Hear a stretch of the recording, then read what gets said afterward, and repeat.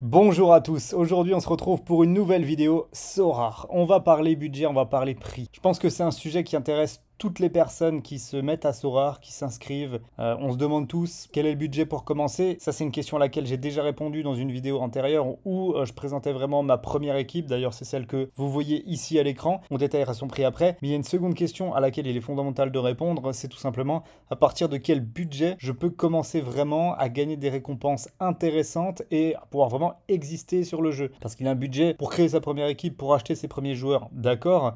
Mais il y a ensuite un autre budget qui vous permettra d'être performant sur le jeu et de commencer à gagner des récompenses intéressantes. Avant qu'on aille plus loin, je vous mets dans la description et en commentaire épinglé le lien de mon groupe Discord où vous retrouverez des channels de discussion, 5 vidéos de formation et mes conseils sur Sorare. Donc de l'achat-revente, achat de joueurs, construction d'équipe, etc. Il y a plein de choses très intéressantes pour vous. Je vous mets également le lien pour découvrir Sorare juste en dessous. Si vous ne connaissez pas, si vous voulez vous inscrire, vous pouvez le faire avec mon lien. Une fois que vous aurez acheté 5 joueurs aux enchères, vous aurez une carte gratuite grâce à l'inscription via un lien affilié. Bon, maintenant parlons prix. Comme je vous le disais, il faut bien différencier le budget que vous allez mettre dans le jeu pour démarrer du budget qu'il est nécessaire d'avoir pour être bon, pour être fort sur le jeu. Je vais prendre mon cas en exemple parce que je pense que je représente bien le joueur lambda qui est arrivé sur Sorare depuis quelques temps maintenant et qui commence à progresser petit à petit. Pour vous raconter mon histoire avec Sorare, je me suis inscrit au mois de juin. J'ai commencé le jeu avec les cartes gratuites, celles que vous voyez ici en argenté, et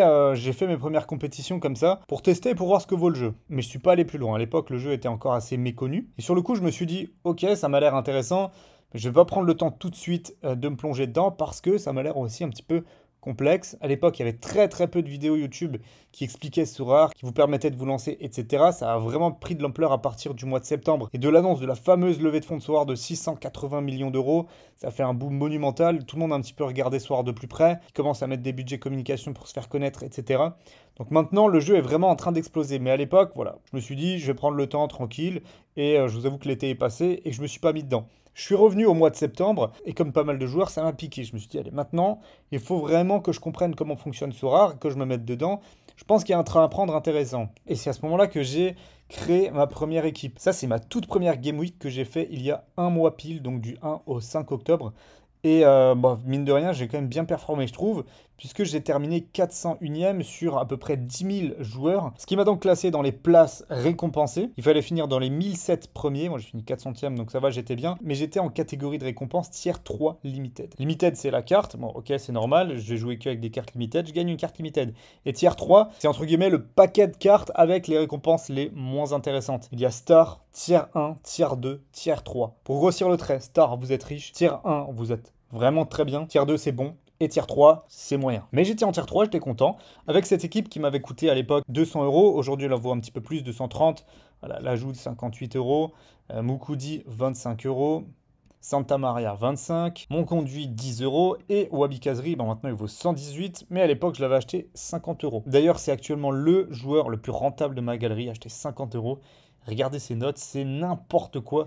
Il est décisif quasiment à chaque match et je pense que c'est pas fini. Bref, du coup, avec cette équipe, à 230 euros en All-Star Division 5, j'ai reçu un joueur à 20 euros. C'était un mec d'Amérique du Sud. 20 euros à peu près et je trouve que voilà, c'était pas trop mal. Étant donné que j'étais 401e, j'étais quand même dans le haut du panier tier 3, donc ça va. J'ai reçu une carte intéressante, mais pour une équipe à 230 euros, gagner une récompense à 20 euros, c'est pas mal. Mais je me suis dit, c'est je pense possible d'avoir mieux. Parce que quand tu crées ton équipe, tu cherches à la rentabiliser au plus vite. Alors attention, je dis rentabiliser, mais l'argent que vous avez mis dans les joueurs, il n'est pas perdu. Donc le joueur à 20 euros que j'ai reçu, c'est du total bénéfice. J'ai investi sur ces joueurs, certes, mais je n'ai pas perdu l'argent. Aujourd'hui, si je veux les revendre, bah, je pourrais me faire une plus-value, par exemple, sur Wabi Kazri. Mais il n'y a aucun joueur qui s'est dégringolé. La valeur de mon équipe n'est pas tombée. L'argent, il est toujours là. Si j'ai envie de revendre mes joueurs et de reprendre mes billes, j'en ai la possibilité. Mais ce qui est intéressant de comprendre et de savoir, c'est quel budget est nécessaire pour commencer à devenir bon sur le jeu, à avoir des tiers 2, tiers 1. Moi, ça fait un mois que je suis sur le jeu maintenant et ma meilleure Game Week, c'était la semaine passée. J'ai fini 36e en champion Europe Division 5 avec 332 points. J'ai eu une carte tiers 2 limited et j'ai reçu Ludovic Blas, donc une carte qui vaut actuellement 142 euros, mais c'est parce qu'il est blessé. Quand il est titulaire, quand il fonctionne bien, c'est une carte qui vaut 200 euros. C'est vraiment là que j'ai compris qu'en fait, investir sur Sorare, ça pouvait vraiment être rentable. Parce que avec une équipe à 200 euros, ok, je gagne des petites récompenses avec des joueurs entre 10 et 20 euros. Mais pour rentabiliser mon équipe, il m'aurait fallu à peu près 15 Game Week récompensés avec des joueurs entre 15 et 20 euros. Cette équipe de champion Europe Division 5, elle vaut 700 euros à l'heure actuelle. Morata 151, De Paul 143, Parreiro 181, Pau Torres 88 euros. D'ailleurs, Pau Torres à 88 euros. Franchement, si vous démarrez sur Sorare, achetez-le, c'est une obligation. Il joue avec Villarreal titulaire indiscutable, il joue la Ligue des Champions et il joue à peu près un match sur deux avec l'équipe d'Espagne. Pour des notes extrêmement correctes, vraiment, je comprends pas, mais alors pas du tout son prix. Et pour finir, mon gardien Tatarusanu à 153 euros. Donc, ça donne une équipe à 700 euros qui m'a remporté un joueur à 200 euros. Ça veut dire qu'en 3-4 Game Week récompensés de la même manière, j'ai déjà gagné plus que ce que vaut mon équipe. Et donc, je vais pouvoir l'améliorer et aller chercher du tiers 1, d'aller chercher du star, etc. Le conseil que j'ai envie de vous donner aujourd'hui et la morale de cette vidéo, c'est que le budget pour commencer Sorare, c'est bien. Vous allez mettre 200 euros, vous allez mettre 200, 300 euros, vous avez gagné du tiers 3 limité. Donc en fait, ce que j'ai compris assez rapidement sur ce jeu-là en un mois, c'est qu'au début, j'avais mis 200 euros, j'ai fait ma première équipe, etc. Je me suis dit, ok, c'est cool, c'est bien. Mais est-ce que ça vaut le coup d'investir plus? Je me suis dit, si je vais tenter le coup, ça paraît logique. Si j'arrive à investir sur une équipe entre 600 et 800 euros, eh bien logiquement elle devrait me rapporter plus puisque je vais être sur des joueurs qui ont des bonnes notes, qui sont des joueurs confirmés. Voilà, Tatarusanu, ça joue tous les matchs avec le Milan durant la blessure de Mike Maignan, ça joue en semaine la Ligue des Champions.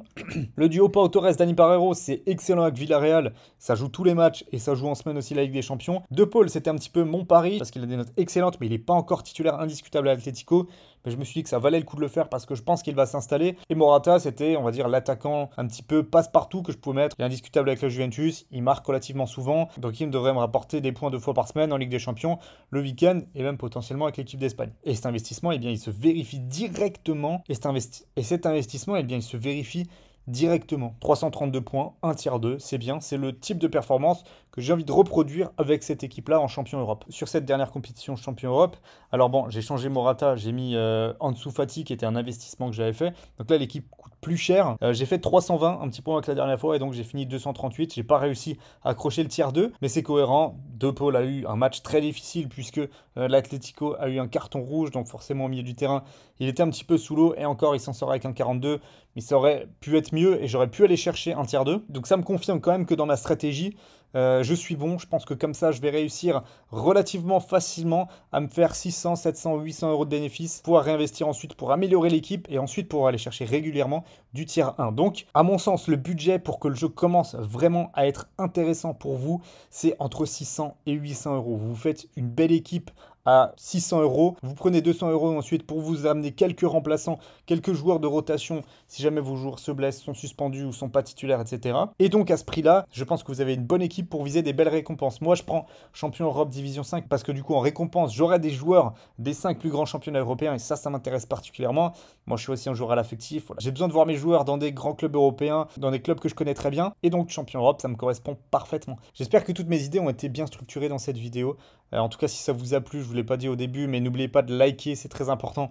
Et de vous abonner à la chaîne YouTube La Team Sorare. Il y a plein de contenu sur Sorare qui va arriver. D'ailleurs, n'hésitez pas à me dire dans les commentaires ce qui vous intéresse de savoir, qu'est-ce qu'il est important pour vous de connaître sur Sorare. Et j'y répondrai dans les prochaines vidéos. Merci à tous d'avoir été présents et je vous dis à très vite. Bonne journée, ciao.